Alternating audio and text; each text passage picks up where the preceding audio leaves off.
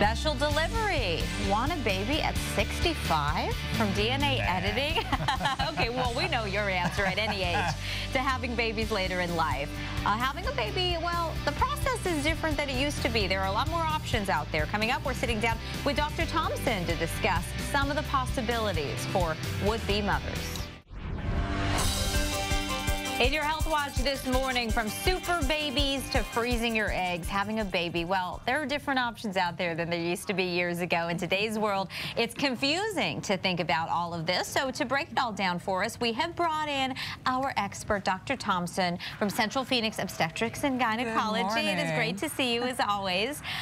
Let's start at the beginning. I mean, we're seeing, and it makes news when somebody of the age of 65 years old is able to conceive and carry a pregnancy to term. How is that possible? So the first thing to know is not your usual process of making this baby. And we have technologies now that allow us to create embryos outside of the body. And so we can also use different combinations. So back in the old days, you had to use your egg and your partner's sperm. Well, these days you can have a donor egg. Okay. You can have donor sperm, and they can be connected outside of the body and then placed inside the body. Okay. We also have the advantage of hormones, which can do amazing things to prepare a woman's body to have a baby naturally or from your doctor's prescription. So once someone has gone into menopause, is there a way with hormonal additions to undo that, to get you ready for pregnancy? Absolutely. Wow. And so the surprising thing is that the process is not all that different from a 24-year-old. Okay. So there's a hormone sort of cocktail that you need to do, a combination of injections and pills and so on.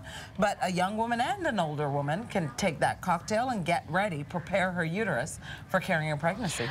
Freezing your eggs is a big topic, and many women feel like, you know, they have regrets later in life that maybe their doctors didn't talk to them in their 20s when they're in their prime fertility time of thinking about freezing your eggs. So I went through some unsuccessful fertility treatments. I often thought, oh, I wish they would have told me about this earlier. But at that point, you really never know, and you never know really if that would have made a difference anyways. You don't know your quality of eggs until maybe it's too late. Yeah, the good news is that this technology exists now. And so for many women in different circumstances, women who are facing chemotherapy, women whose family might have had an early menopause, or like you described, the woman who is busy with her career and getting herself financially sound. Wants the option later. Wants the option later on. And so the good news is that now we have this technology, but you're right, it's limited. Because when you're 24, you're not thinking about the babies you might want at 34.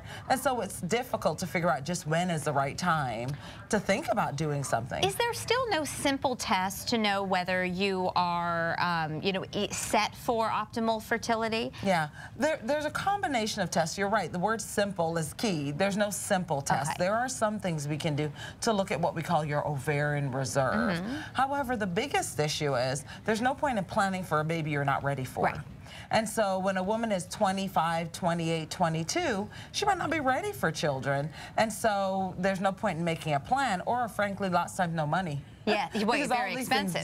Have costs. They're very expensive. And they're talking to you about birth control rather than family planning down the road. Absolutely. There are other conditions that can really compromise your fertility too, like endometriosis and various factors that maybe those conversations would come up in the doctor's office. Yeah, definitely. We want to talk in reproductive health. We talk about the reproductive life plan, about preconception counseling, and so these are things that we bring up even when a woman is very young to help her start thinking about what kind of family would you want down the road.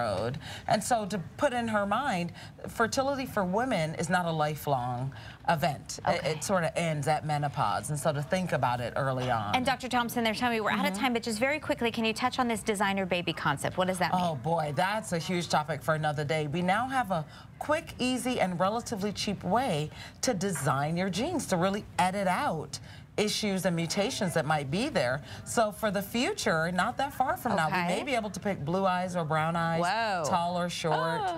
Yeah. But ideally to make sure that you're not going to have health risks down the road, Absolutely. Is the best way to look at it. Dr. Thompson, thank you so much. Great to see you. We want to head on over to Gina. Always interesting to talk with her. We've got dozens more questions.